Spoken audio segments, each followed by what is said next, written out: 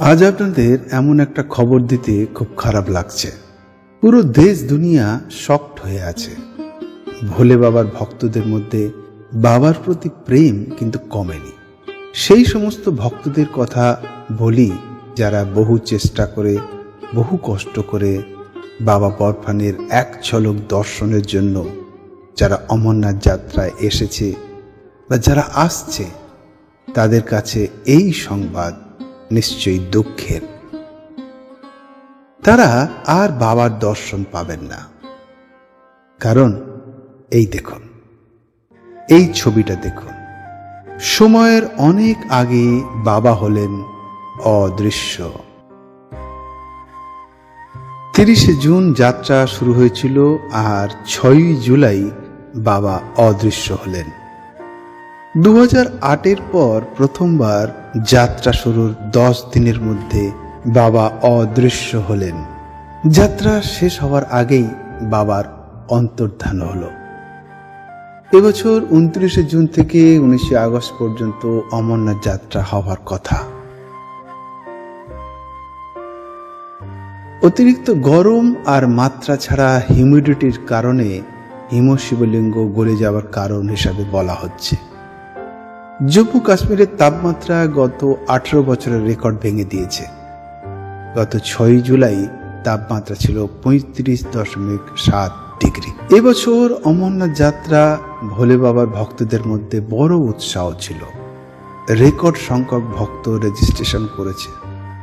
2023 সালে 4.5 লাখের মতন ভক্ত বাবা বরফানির দর্শন পেয়েছেন, মানে অমরনাথ যাত্রা করেছেন।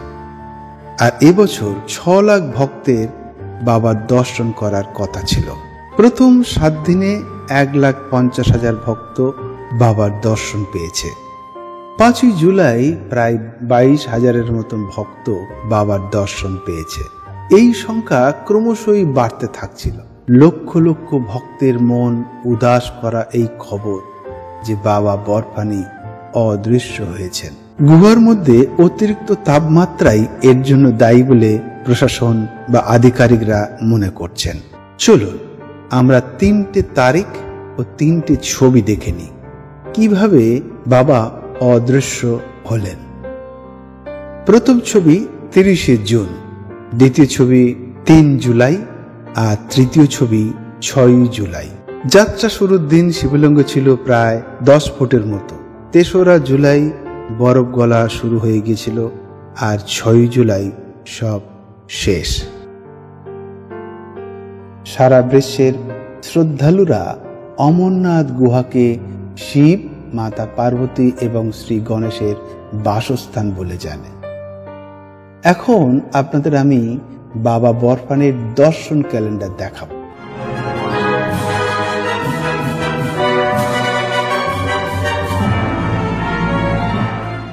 গত 14 বছরে বাবা কখন, কবে, কতদিন পর অদৃশ্য হয়েছিলেন তা আপনাদের জানা উচিত।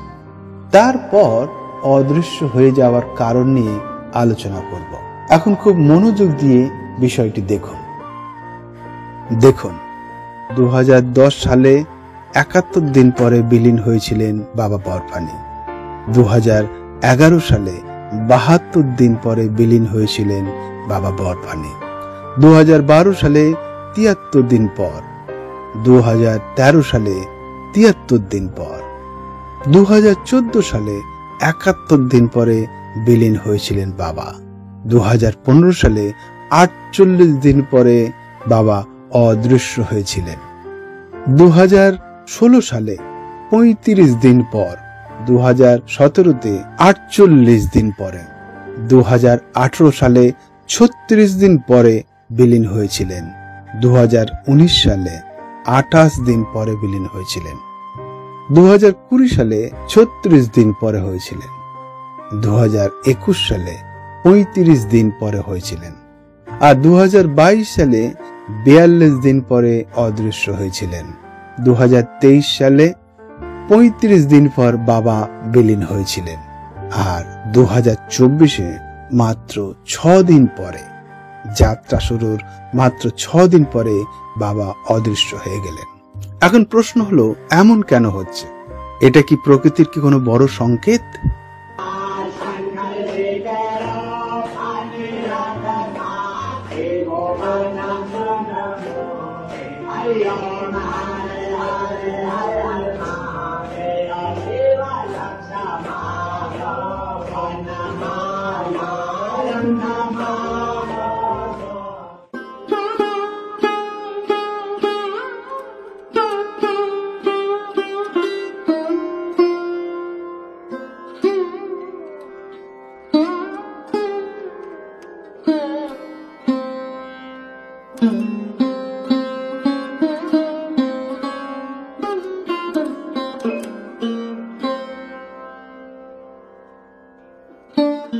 শুধু কি হিউমিডিটি বাড়ার জন্য এমনটা হচ্ছে, নাকি শ্রদ্ধালু ভক্তের সংখ্যা প্রতিবার বেড়ে যাওয়ার জন্য হচ্ছে?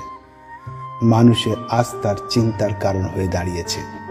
গত বছরও যখন বাবা অদৃশ্য হয়েছিলেন, তখন এর সমাধান ঠিক হয়েছিল যে গুহার মধ্যে এবং চারপাশে ভক্তের সংখ্যা কম করতে হবে এবং কম সময়ের জন্য গুহার মধ্যে থাকতে পারবে। কিন্তু মূল সমস্যা জলবায়ুর পরিবর্তন, পাহাড়ি এলাকায় বৃষ্টি কম হওয়া, তাপমাত্রা বেড়ে যাবার জন্য। বরফানের ভক্তরা এখন পীড়াতে আছে। আশা করি প্রশাসন এই বিষয়ে যথেষ্ট চিন্তা করবে এবং তার একটা উপায় নিশ্চয়ই বের করবে। যদিও ভিডিওটি দুঃখজনক, কিন্তু আমার দায়িত্ব ভোলে বাবার ভক্তদের ইনফরমেশন দেওয়া। এবারে আপনারা জেনে গেলেন বাবা অদৃশ্য হয়ে যাবার কথা। তবে যাত্রা চলছে, মাঝে খারাপ ওয়েদারের জন্য 1-2 দিন যাত্রা বন্ধ থাকলেও লক্ষ লক্ষ ভক্ত বাবার দরবারে হাজির হচ্ছেন প্রতিদিনই। বাবা গুহায় অবস্থান না করলেও ভক্তের হৃদয়ে বাস করছেন। শুধু দেখার চোখ আর অনুভব করার মতো মন থাকা চাই, আর চাই দৃঢ় বিশ্বাস। জয় ভোলে, বাবা আছেন। আজ এখানেই শেষ করব। ভালো লাগলে লাইক ও শেয়ার করবেন। নতুন যারা দেখছেন সাবস্ক্রাইব করে সাথে থাকবেন। কমেন্টে লিখবেন জয় বাবা বরফানি, জয় ভোলে। শেষ করলাম, আবার দেখাবে অন্য কোনো ভিডিও নিয়ে। সবাই ভালো থাকবেন। হর হর মহাদেব। ওম নমঃ শিবায়। জয় শ্রী অমরনাথ।